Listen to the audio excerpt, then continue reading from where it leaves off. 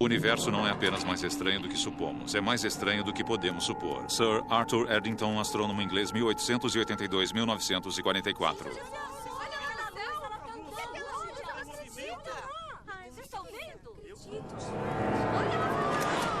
Aconteceu durante várias noites e centenas testemunharam essas luzes estranhas no céu. A televisão mostrou, os jornais noticiaram, as manchetes diziam pânico. A cidade entrou em pânico quando viu as estranhas luzes no céu. Vamos ao México na esperança de que será desta vez. Este vai ser o caso que vai nos dar exatamente o que estamos procurando. As evidências para mostrar ao mundo e provar que os OVNIs existem. Os OVNIs existem. O que não sabemos é o que eles são.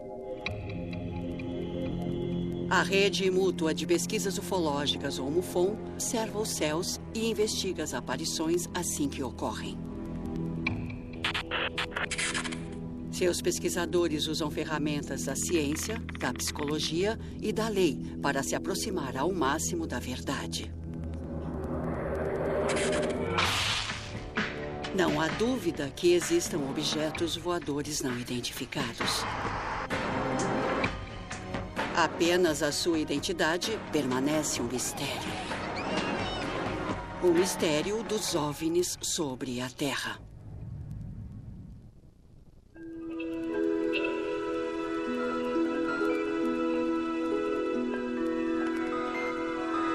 Creio que a primeira pessoa que encontrar uma imagem que seja absolutamente incontestável vai caracterizá-la como o cálice sagrado da caça aos OVNIs. Mas essa busca pelo cálice sagrado, por assim dizer, não pode nos influenciar. No México, registros fotográficos de 3 aparições exigem uma investigação da MUFON. Com a disseminação das câmeras de vídeo, telefones celulares e câmeras digitais, recebemos imagens o tempo todo. A questão é se são verdadeiras ou não. Há fotos que sabemos que são fraudadas. Houve uma série de fotos divulgadas pela internet que chamamos de Os Zangões e que nossos especialistas provaram ser falsas. São falsificações muito boas. A imagem tem muitos detalhes, o que inclusive pode indicar que ela é falsa, porque a uma distância assim não se veria tantos detalhes numa nave. Há uma série de técnicas para se criar imagens por computador. A concepção do próprio modelo, a iluminação, e depois vem a composição, que é a fusão da imagem criada com a foto da paisagem real. Me parece que vem ficando cada vez mais fácil a cada ano criar uma foto que parece real. É bem possível que as pessoas acreditem. Então, quando conseguimos uma foto verdadeira, precisamos ir atrás e analisá-la, porque ela pode ser a foto que vai provar que os OVNIs existem. Vamos ao México investigar 2 casos. Um deles é o de uma foto. Recebemos uma foto muito clara de um OVNI pairando sobre uma casa e ela foi enviada ao nosso especialista. No exame inicial, ele não encontrou indícios de adulteração. Uma coisa que eu notei foi que na base do objeto dá para ver o reflexo, ou uma coisa que parece o reflexo de um telhado em tom marrom. Pela minha experiência com fotografia, olhando esse objeto, me parece que ele estava bastante próximo. Acreditamos ser um caso que vale a pena investigar e a pessoa que bateu a foto está disposta a conversar conosco. Como temos uma testemunha, vamos entrevistá-la. Temos um outro caso em Mescala, no qual a população viu um objeto sobrevoar a cidade, parar no alto de um morro e provocar um apagão. Há muitas testemunhas e várias filmaram tudo em vídeo.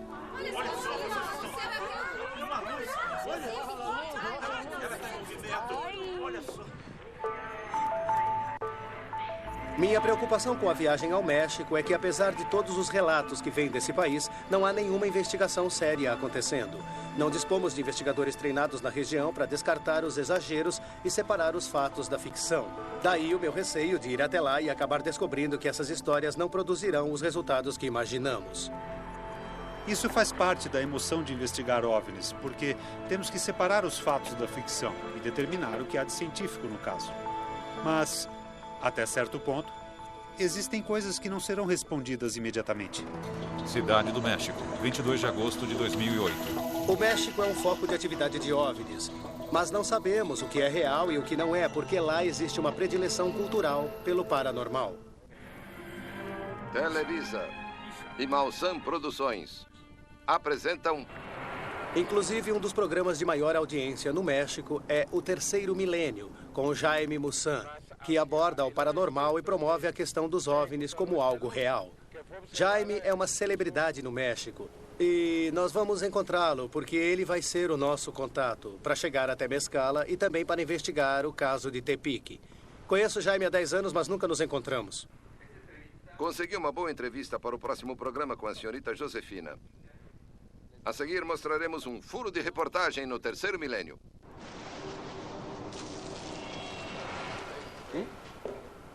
É por isso que ele faz o que faz e nós fazemos o que fazemos. Obrigado, Jaime. Faz tempo, amigo. É um prazer estar aqui no Obrigado por estúdio ter com vindo, você. hein? Agradeço muito, Não, Jaime. o prazer é meu. Obrigado por ter vindo. Como o programa do Jaime tem uma grande audiência no México, as pessoas estão sempre mandando vídeos e ele tem centenas desses vídeos em arquivo. Este é um vídeo feito por um índio, um verdadeiro índio maia.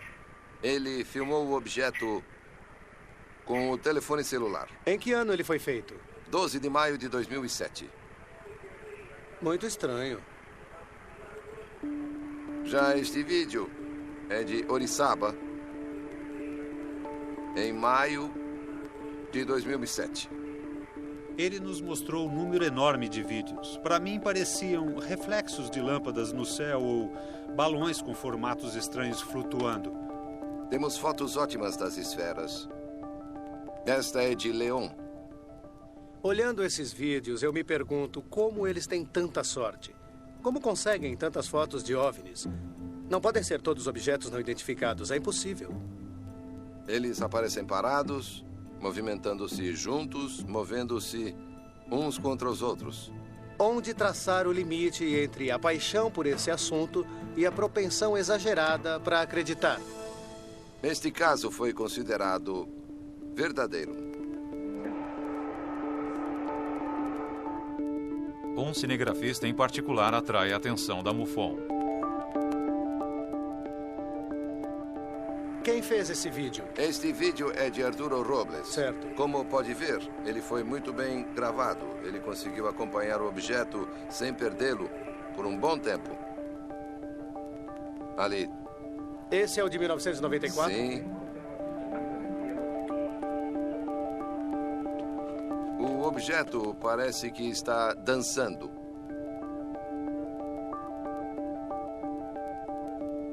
O Arturo é a pessoa que gravou o maior número e os melhores vídeos no México. Esse é do Arturo? É, ele foi feito pelo Arturo em 2006. Mostra nitidamente que o objeto tem forma de disco. É um vídeo interessante pela forma e pelo fato de que ele parece que está se movimentando e se inclinando ao mesmo tempo sobre uma espécie de eixo. Alguns desses vídeos são incríveis. Podemos conhecer o Arturo? Ouvi falar muito bem dele. Conhecer o Arturo. Estima-se que 10.000 aparições de OVNIs sejam relatadas todos os anos. A MUFON, Rede Mútua de Pesquisas Ufológicas, registra essas aparições, mas só investiga as que considera dignas de crédito. A seguir, um relato de uma dessas investigações. Há uma série de pessoas espalhadas pelo México que eles chamam de vigilantes, ou observadores do céu. Eles se dedicam a filmar qualquer coisa estranha. E aonde nós vamos A primeiro? MUFON começa a investigar alguns incidentes estranhos com OVNIs. Começando com uma série de vídeos feitos pelo fotógrafo Arturo Robles. E você pode nos levar até o seu escritório? Sim, claro. E depois podemos ir ao telhado e observar com você? Sim. Arturo Robles é o principal observador do céu no México e é o braço direito de Jaime. Ele fornece centenas de vídeos para o programa. E já que eu estava no México, não iria deixar passar a chance de conhecer o Arturo em pessoa e ver como ele trabalha. A minhoca é um objeto tubular. Tubular. Grande.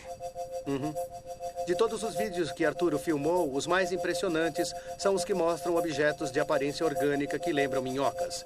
Ele ficou conhecido mundialmente graças a esses vídeos. Podemos ver como a minhoca mexe o lado esquerdo. E também parece que ela tem uma espécie de fluxo de energia à sua volta. Veja como é estranho. Veja, essa entidade não está sendo levada pelo vento, porque do jeito que está voando, ela está seguindo perfeitamente uma direção. Arturo, você acredita que isso seja uma entidade, uma criatura? Isso é difícil de responder, mas me parece que... Parece que sim. Parece que é. Essas não são as minhocas, são? Não. Os vídeos que o Arturo me mostrou são intrigantes. Mas a forma como ele descreve esses objetos, as minhocas, como criaturas vivas, me preocupa. Não sei como ele pode dizer isso simplesmente assistindo o vídeo.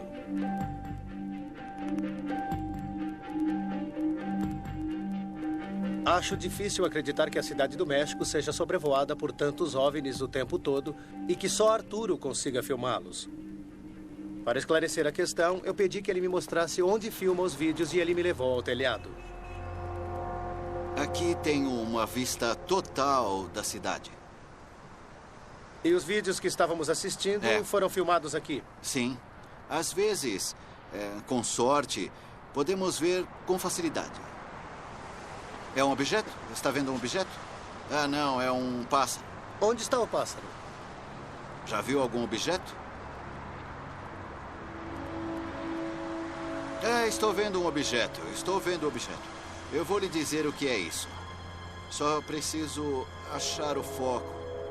Eu tenho que olhar novamente. Se quiser, você pode gravar.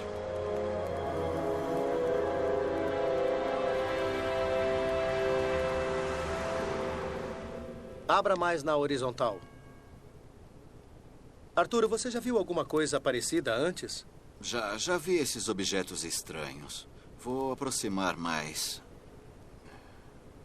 A minha opinião inicial é de que não é um grupo de balões, porque o formato é diferente. Existe a possibilidade de que isso seja...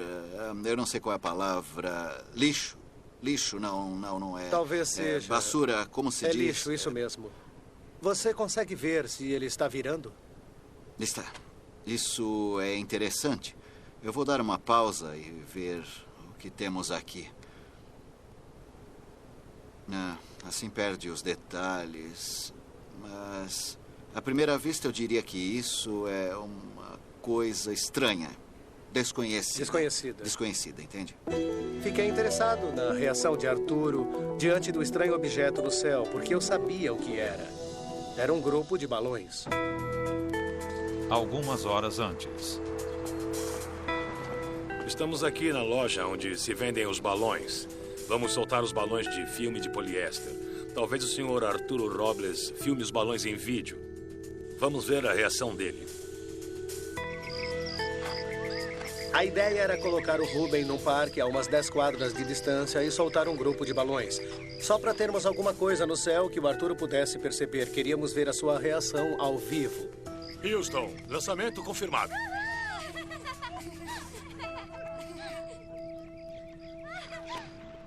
Não é um OVNI. Está vendo um OVNI? Na minha opinião, é muito esquisito. Eu não sei se esse objeto é um balão. Eu não sei. Arturo colhe o material. É ele quem grava as imagens em vídeo.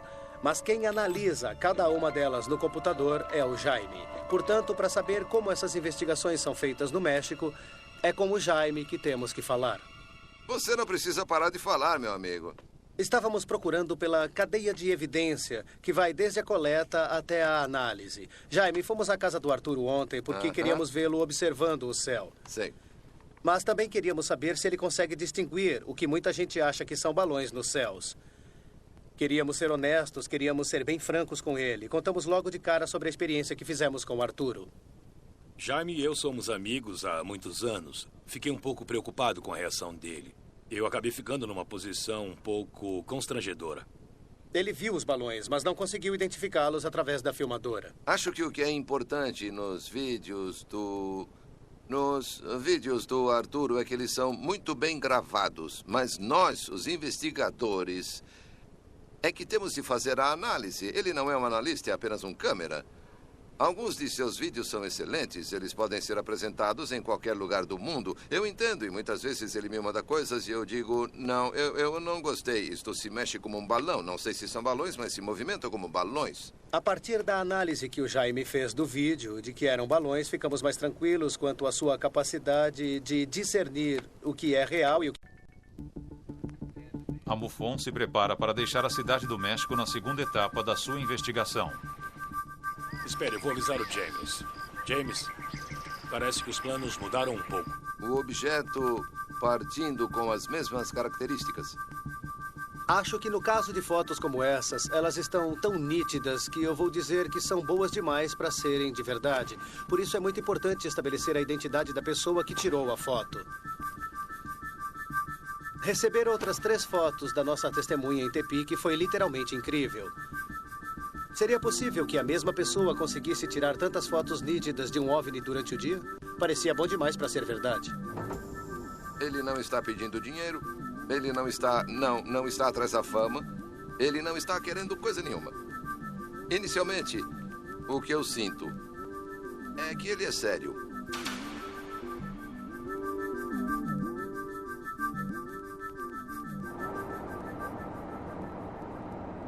Esse sujeito pode ser muito ingênuo ou muito sortudo para ter fotografado assim esses objetos. Vamos descobrir. Conte tudo, desde que você tirou as primeiras fotos, as outras fotos, tudo. Tá. Conte tudo. Tá bom. Aqui. Por aqui. Daqui. Não, aqui. Aqui. Quer ver? Quer ver? Olha só. Sem serviço. Não tem nenhum sinal. Sem serviço. O celular não estava dando nenhum sinal em lugar nenhum, então eu vim até aqui passar uma mensagem de texto para minha namorada. O cachorro estava latindo e eu ouvi uma espécie de zumbido. Zzz. Então o que eu fiz foi parar de digitar. Eu olhei em volta e ali foi onde eu vi o objeto. Aí eu saí lá para fora.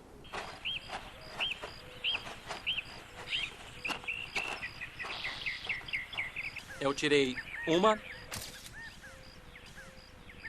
2.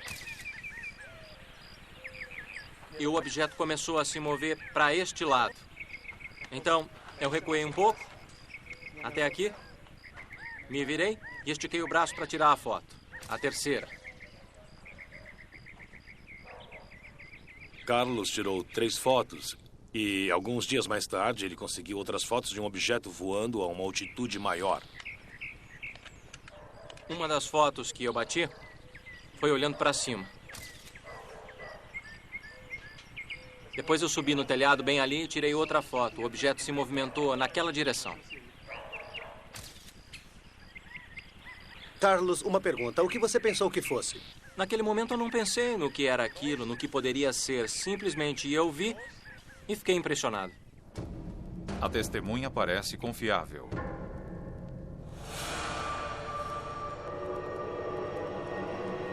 É preciso uma análise mais aprofundada. Os arquivos foram enviados para os Estados Unidos.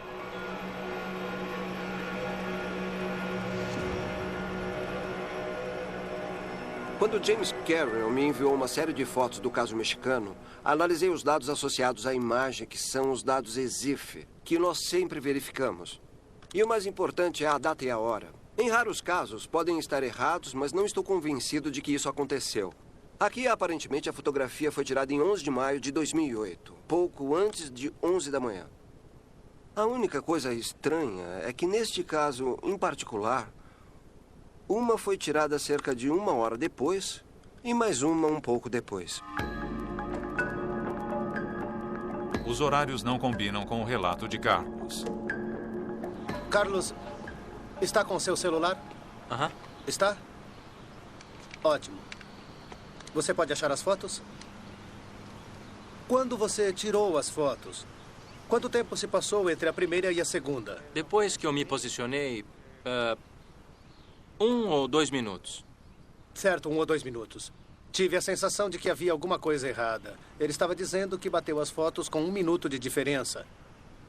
Mas o que ele dizia não era compatível com o registro dos dados da foto. Esta é uma boa foto. Gostei. Eu percebi aqui alguns reflexos marrom avermelhados na base da nave. Isso me fez pensar que talvez seja realmente um OVNI pairando sobre o telhado. Mas nesta outra foto, se este objeto estivesse por ali durante 1 hora, eu não entendo por que não há outras fotos dele afastado das árvores. Eu não encontrei nenhuma assim. E com base no exame das linhas do telhado e da nitidez a essa distância, se ele estivesse a uma distância apreciável, aqui estaria um pouco mais embaçado. Mas está tão nítido quanto a linha do telhado. E isso me diz que ele está sobre o telhado. Eu também percebi uma anomalia nesta foto, que é a associação linear deste galho que vai até o objeto. E bem aqui os pixels estão um pouco confusos. Isso me diz que talvez alguma bobagem tenha sido feita e que isso, na realidade, é uma haste inclinada segurando o objeto no ar. Eles usaram a vegetação para encobrir e depois apenas distorceram um pouco naquele pedaço, se a foto for falsa. O motivo dessa suspeita tem a ver com a próxima foto. Parece o mesmo objeto. Quando vi, eu gostei. Aproximei o objeto, como você está vendo aqui, e manipulei um pouco a imagem. E o resultado foi este aqui. Este retângulo ficou bem evidente. E dentro do retângulo, os pixels em torno do disco têm muito mais variação e detalhes do que os pixels em torno de outros objetos na mesma foto. Não é assim que uma imagem real ficaria. E houve um suspiro de desânimo na sala quando isso aconteceu. Isso era parte de outra foto. Ela foi cortada e depois colada, gerando uma outra foto. E para mim, quem falsifica uma, falsifica a outra. Deixando de lado os motivos com relação à foto que Jaime chama de primeira, a análise preliminar do Mark é de que ela não foi alterada. Mas se estamos olhando uma coisa que não é real, um modelo de 1,20 m foi colocado naquela posição e então foi fotografado. Como isso pode ser feito? Bom, ele pode ficar pendurado por um fio ou num poste. Ou alguém pode ter jogado para cima. Eu não sei o quanto ele pesa. Eles podem ter jogado momentaneamente o objeto no ar. Mas no fim, acredito que uma análise mais detalhada vai comprovar isso. A presença de um fio ou a ausência de um fio. Mas em algum momento, se a história não convencer, vamos ter que presumir que alguém jogou o objeto para cima. Certo. Em seguida, precisávamos confrontar a testemunha. Tínhamos que dizer tudo isso ao Carlos para ver qual seria a sua reação. Todos os investigadores da MUFON são voluntários. Eles são profissionais de várias áreas, como investigadores de polícia, designers gráficos e engenheiros aeronáuticos. E contribuem com suas habilidades em cada investigação. Mais cedo. Carlos, você está com o seu celular? Aham. Está? Uma série de fotos estranhas foram tiradas na cidade mexicana de Tepic. E elas parecem boas demais para serem verdadeiras. Após sua análise, a MUFON crê que elas foram forjadas. Sabendo que as fotos haviam sido mexidas, tínhamos que confrontar o Carlos. Então usei minha expressão de jogador de pôquer porque não podemos revelar à testemunha o que estamos pensando ou o que nós já sabemos. Queremos mostrar a você as análises preliminares que fizemos nas suas fotos. Esta é a primeira. Cada vez que você fotografa com uma câmera digital, ela registra o dia e a hora em que a foto foi tirada. E uma das coisas que nós percebemos é que esta primeira foto foi tirada em 11 de maio de 2008, às 10h59 da manhã. Agora, a segunda foto também foi tirada no dia 11 de maio de 2008, às 11h47 da manhã. Há uma diferença, é uma diferença de 48 minutos. Mas você nos disse que quando houve a aparição, isso levou apenas 1 minuto. Você tirou 3 fotos em 3 minutos. Mas a câmera está mostrando um intervalo de mais de 40 minutos entre as fotos. No mesmo dia, mas não na mesma hora. E não pode ter havido alguma alteração? Não, a menos que fosse de propósito. Porque elas não foram tiradas com esse intervalo de tempo de diferença. Tudo bem. Bom, isso é exatamente o que dizem os dados, certo? Então agora vamos ver as outras fotos que você disse que foram tiradas 3 ou 4 dias depois. Esta é a pixilação da foto. Você está vendo que ela é desigual? O problema está em volta do objeto em si. Você vê que há um retângulo. Você está vendo como estes pixels são pequenos? Aqui, perfeitamente em volta do objeto? Uhum. Mas em nenhum outro lugar existe um retângulo desse tamanho. E isso é compatível com o que vemos em fotos que foram mexidas. Eu vim até aqui passar uma mensagem de texto para minha namorada. O cachorro estava latindo e eu ouvi uma espécie de zumbido. Zzz. Eu tirei 1, 2 e o objeto começou a se mover. O que são estes outros quadrados? São os pixels. Esses são os outros pixels da foto. E isto não pode ser um pixel? Não, não pode. Mostrei as informações ao Jaime, mas apesar de tudo, ele ainda queria acreditar que a história do Carlos era verdadeira e que ele estava sendo sincero e honesto. Tenho que dizer que pelo lado humano, como jornalista há 37 anos, eu acredito no Carlos pelo aspecto humano. E não entendo, fiquei muito confuso com os resultados técnicos. Acho que temos que nos aprofundar mais para chegar a uma conclusão. Mas nós estamos diante da declaração de uma testemunha contra uma análise técnica que é uma análise muito básica. Gostaríamos de manter contato com você e de lhe mandar o nosso relatório final. Vamos também manter contato com o Jaime, porque ele está muito interessado no seu caso e vai pedir uma análise a um outro especialista. Eu acredito que tanto nós quanto ele poderemos passar a você as conclusões finais. Uhum. Tá. Em nenhuma das fotos, as datas e os horários combinam com o que ele contou. Essa é uma análise muito básica. Mas juntando isso com o exame que o nosso especialista fez, acho que temos um problema. O Jaime é repórter. É isso que ele faz. Ele produz um programa de TV que é transmitido para todo o México. Portanto, aqui estamos lidando com o que o Jaime quer tirar desse fenômeno versus o que nós queremos. Por isso, às vezes, não nos entendemos, já que, em vista do que nós fazemos, temos que cobrir todos os ângulos possíveis. Mas Jaime não. Ele não ganha nada com isso. Estas imagens são verdadeiras? São. Como podemos saber se são verdadeiras? Como podem saber se são verdadeiras? Olha, eu acho que essas imagens falam por si mesmas. Eu bati as fotos. E eu não sou uma pessoa que mente. Eu não sou uma pessoa que está metida em, sei lá, coisas ilegais ou desonestas. Eu acho que eu tenho credibilidade para poder dizer que elas são reais. Chegamos até onde foi possível com o Carlos. Estamos convencidos de que as fotos não são verdadeiras, mas o Carlos mantém a sua posição. O Jaime está convencido de que estamos enganados. Ele quer que elas sejam examinadas por um outro especialista em fotografia.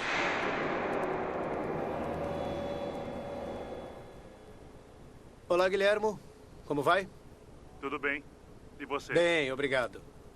Em algumas das imagens, cheguei à mesma conclusão que o Mark. Vi algumas distorções em volta do objeto. Mas não quer dizer que seja uma falsificação. Quanto mais longe o objeto estiver da câmera, mais pixelação você vai encontrar. Jaime, eu não sou um especialista, mas isso, para mim, parece incoerente. Imagino que se o objeto estivesse contra as nuvens, não veríamos esse retângulo de pixelação. Estaria tudo branco, igual ao que se vê no restante das nuvens. Foi isso que eu também pensei. Mas parece que ele acha o contrário. Não fiquei impressionado com o especialista do Jaime. É óbvio para qualquer um que o objeto parece colocado ali de propósito. Não é um efeito natural da câmera.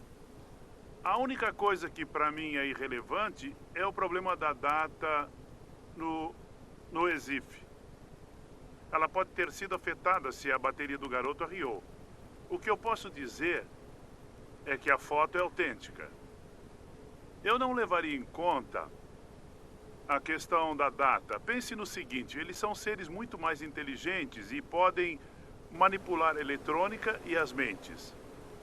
A foto adulterada? Acho que não.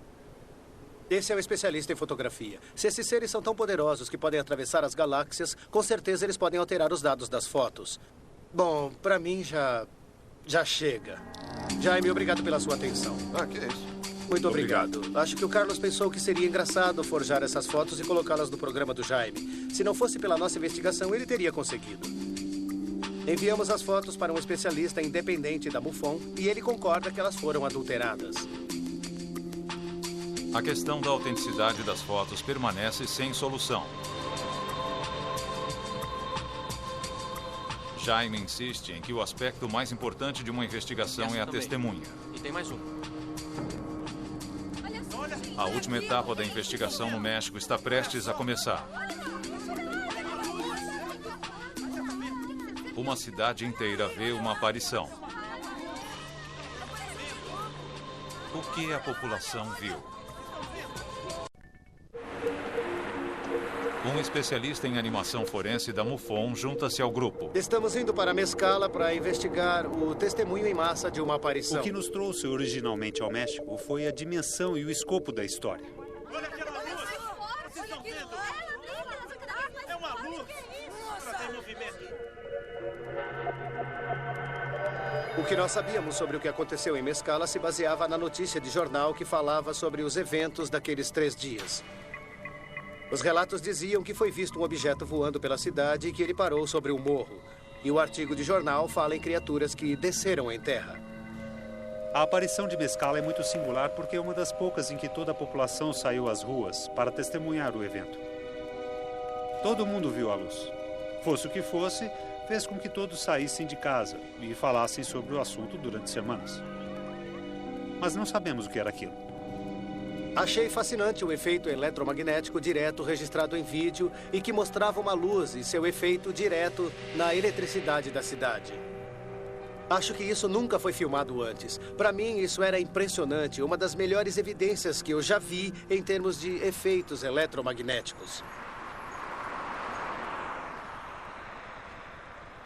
Começamos nossa investigação conversando primeiro com o prefeito da cidade. Esse é o pessoal do Discovery Channel. Olá, muito prazer. Foi bem ali, naquele ponto.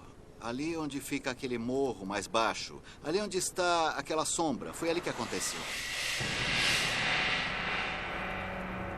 O fenômeno durou 3 noites. Mas algumas pessoas conseguiram filmá-lo durante o dia. Era uma esfera prateada que ficava iluminada. E houve pânico? Ficaram muito assustados? É.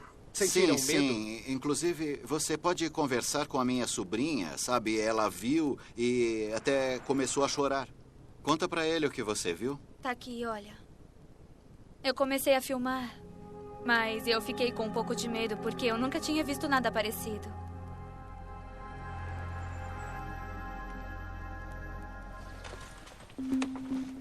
Nossa ideia era montar uma animação com base nos relatos sobre o que aconteceu em Mescala. E depois mostrá-la à população reunida, para quebrar o gelo e deixar as pessoas falar. Foi provavelmente a locação mais rústica que já usamos para tentar fazer uma animação gráfica. Muito distante de um estúdio de animação. Queríamos mostrar a animação às pessoas para observar a reação delas, se elas concordariam com a representação, se todas diriam que o objeto havia sobrevoado a cidade. Estamos muito agradecidos por vocês estarem aqui conosco. Quantos de vocês se lembram daquelas noites? Estavam aqui quando a luz apareceu ali naquela montanha? Eu estava aqui, eu vi sim. Tudo bem. Eu vi. Agora nós vamos mostrar um filme curto e queremos saber se o que vocês vão ver agora se parece com a luz que vocês viram naquelas noites.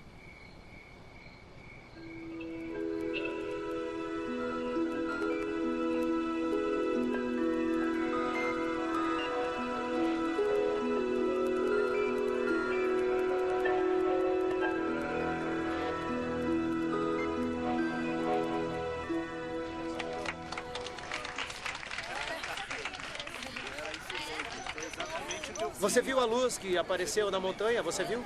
Havia um reflexo muito grande, mas era um reflexo imenso, enorme mesmo. As pessoas disseram que a animação foi um fracasso total. Vocês viram uma luz que estava sobrevoando a cidade? Não. Não? Só vimos no alto Estava da montanha. Foi isso. lá no alto, lá na montanha. Mas No vocês alto não da viram aqui montanha, sobre a foi. cidade? Não, aqui na cidade não. Só lá na montanha. Tudo bem. Em resumo, o que eles disseram foi que o objeto não sobrevoou a cidade. Não aconteceu nada depois disso. Ele ficou parado na montanha? Ficou na montanha. Certo. Estávamos chegando à realidade da situação. E não construindo uma fábula sobre aparições de OVNIs. E o que a senhora acha que era? É o que queremos saber, o que era aquilo, é o que queremos saber. O que era? Mas o que você acha que Eu era? não sei, eu não entendo nada disso, eu não entendo. A essa altura, constatamos que não se tratava de um caso clássico de OVNI, e sim apenas uma luz brilhante no alto de um morro que surtiu um efeito eletromagnético direto na cidade. Agora era uma luz na montanha, nada voando. Acho que a animação ajudou a separar a fábula da realidade. E a nossa tarefa passou a ser descobrir o que as pessoas viram na montanha. Na manhã seguinte. Por sorte, Mescala é uma cidade pequena e não é difícil encontrar pessoas que viram o fenômeno. Foi nesse momento que apareceu a bola de luz. Aí eu quis tirar uma foto, mas não consegui. Foi bem ali, entre aquelas árvores, está vendo? Foi bem ali. Sei. Para mim, aquilo tudo era uma coisa sobrenatural. Como o clarão de um raio, bem ali naquelas árvores. Entende? Muito obrigado. Conversando com as testemunhas, elas descreveram uma experiência muito estranha. Você também viu a luz? Sim, eu vi a luz na noite do primeiro dia. Eu não percebi se havia outra coisa, se algum objeto voou em disparada. Era apenas uma luz que resplandecia. No jornal da cidade que nós conseguimos, nós lemos que, segundo os moradores, essa luz irritava os olhos ao se olhar para ela. Eu não atendi nenhum paciente que tenha se queixado de problemas nos olhos, que estivesse com irritação ou com os olhos vermelhos. Não. Tudo bem. Portanto, conseguimos eliminar todos os elementos sensacionalistas da história e restou apenas uma luz. Assim, nós passamos a nos concentrar na hipótese de ter ocorrido algum problema com a rede elétrica. Decidimos voltar ao que conhecíamos, ou seja, o vídeo mostrado na TV mexicana. Você viu este vídeo? Vi. Aham.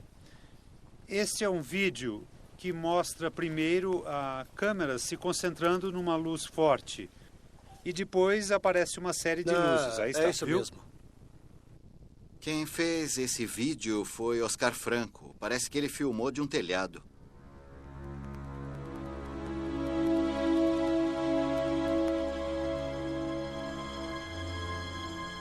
Bom, ele diz que o vídeo foi feito sobre um telhado e que talvez, olhando para baixo, ele tenha filmado algumas luminárias da rua. Talvez Ele sabe depois... de que telhado isso foi filmado? De que casa foi filmado? Foi desse lado da cidade. Peça para alguém chamar o Oscar rápido, por favor. Vai ser bom se ele vier. Algumas pessoas dizem que quando tentaram filmar com o celular, ele desligou. Certo. E Então, essa situação não aconteceu com você? Não, nada disso. Por que não assistimos ao vídeo e você vai nos dizendo o que estava acontecendo? Quem estava com você? Vá nos explicando. Olha, é a luz que vocês estão vendo. Está ouvindo as pessoas dizendo, olha as luzes, estão diminuindo. As luzes, elas estão diminuindo. Sei. Bem Agora, viu? Certo. O Oscar é um rapaz muito inteligente e totalmente cético. Acho que ele ficou tão intrigado quanto nós ficamos com o filme. Mas, ao mesmo tempo, queria encontrar alguma explicação lógica do que aquilo poderia ser. E o que você acha das pessoas na cidade pensarem que foi um OVNI? Eu não acredito nessas coisas. Está dizendo que continua não acreditando? Não acredito nessas coisas. E tenho quase certeza de que foi um transformador que explodiu. Não transformador, só os cabos. Bem aqui. Exatamente nesse ponto. Eu fiquei aqui com a minha câmera digital. Filmei daqui de cima. Oscar, você consegue me mostrar exatamente onde viu a luz? Se eu me lembro corretamente, tá vendo aquela última torre com os cabos de força? Sim, estou vendo os cabos de força na torre. Foi em algum lugar por ali, eu não sei, mas pelas luminárias da rua podemos descobrir exatamente onde a luz estava.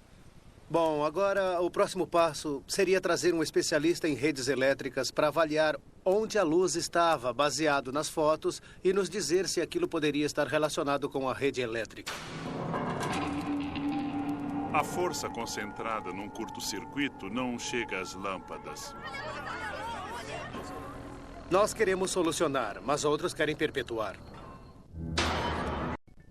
A MUFON anualmente investiga em média 5.000 aparições de OVNIs, das quais aproximadamente 85% são descartadas como erro de identificação de fenômenos naturais, obras humanas ou fraude deliberada.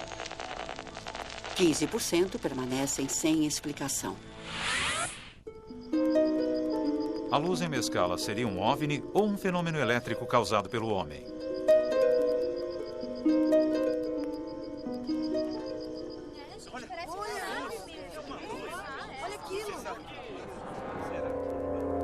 Com uma investigação séria e adequada, conseguimos chegar ao fato básico de que se trata de um único objeto, próximo das linhas de alta tensão. Por isso, achamos que poderia haver uma relação direta entre a rede elétrica e o OVNI. Se conseguirmos tirar umas boas fotos de dia e sobrepô-las ao vídeo transmitido pela TV mexicana, e ainda estimar a que distância as luzes menores estavam, então vamos descobrir onde se deu a luz mais forte na paisagem.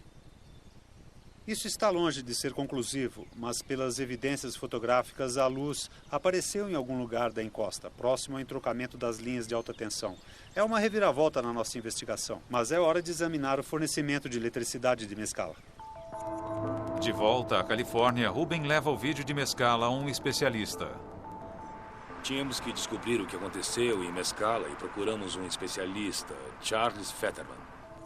Charles tem mais de 47 anos de experiência no setor de energia elétrica. E ele entende muito do assunto. Me parece que isso é uma fonte de energia elétrica de grande potência. Como se fosse uma linha de alta tensão. As linhas de 115 mil volts, por exemplo. É uma luz, mas com tons que variam do azul ao branco. E ela pulsa. Está tremeluzindo. Isso é sinal de um curto-circuito. O que causaria esse arco voltaico? Bem, basta um galho alcançar de um cabo até a torre, que é aterrada, para causar um curto. E esse arco pode durar até quantos dias? Bem, quanto menor o galho, mais rapidamente ele se apaga. Pelo que sei, esse durou mais que um dia. E, portanto, levou algum tempo para queimar. Soubemos que houve oscilação na iluminação. E isso é normal? Isso seria coerente com o curto intermitente. Quando a bola de luz se intensifica, as luzes do vilarejo ficam mais fracas. Eu aprecio a paixão e a franqueza que o povo mexicano tem com relação aos OVNIs. Mas, em última instância, ambos os casos se revelaram obras humanas, sejam acidentais ou intencionais. A esperança em toda investigação de OVNI é encontrar um traço, uma prova irrefutável que irá levar todas as investigações ao novo patamar. Isso ainda não aconteceu. Mas sempre é o próximo caso. Na minha opinião, com relação aos OVNIs, a esse fenômeno, há pessoas como nós, da MUFON, que querem solucionar o mistério. Essa é a nossa meta, chegar a alguma conclusão sobre o que é esse fenômeno. Mas há outras pessoas que querem perpetuar o mistério. Esse é o objetivo delas, manter o assunto e também a mitologia vivos. E é aí que acontece o conflito de interesses. Enquanto nós queremos solucionar, outros querem perpetuar. Existe um adendo sobre a experiência com os balões. Apesar das evidências, é desejo de muitos que a verdade apareça. Onde está o pássaro? Você quer dizer o objeto? Que objeto? Alguém apelidou isso de OVNI transmutante, mas na realidade são balões que soltamos na nossa experiência. Ao fundo dá para ouvir as vozes, dá para ouvir o James e o restante da equipe, os outros investigadores. Não parece um balão. Isso é engraçado. Eu não acredito. E alguns dos comentários, eu fico surpreso que as pessoas acreditem que isso é um objeto transmutante. Essas pessoas vão ter uma triste surpresa quando descobrirem a verdade. Eu só digo, haha, eu sei porque fui eu mesmo que soltei esses balões. Versão brasileira, DPN Santos.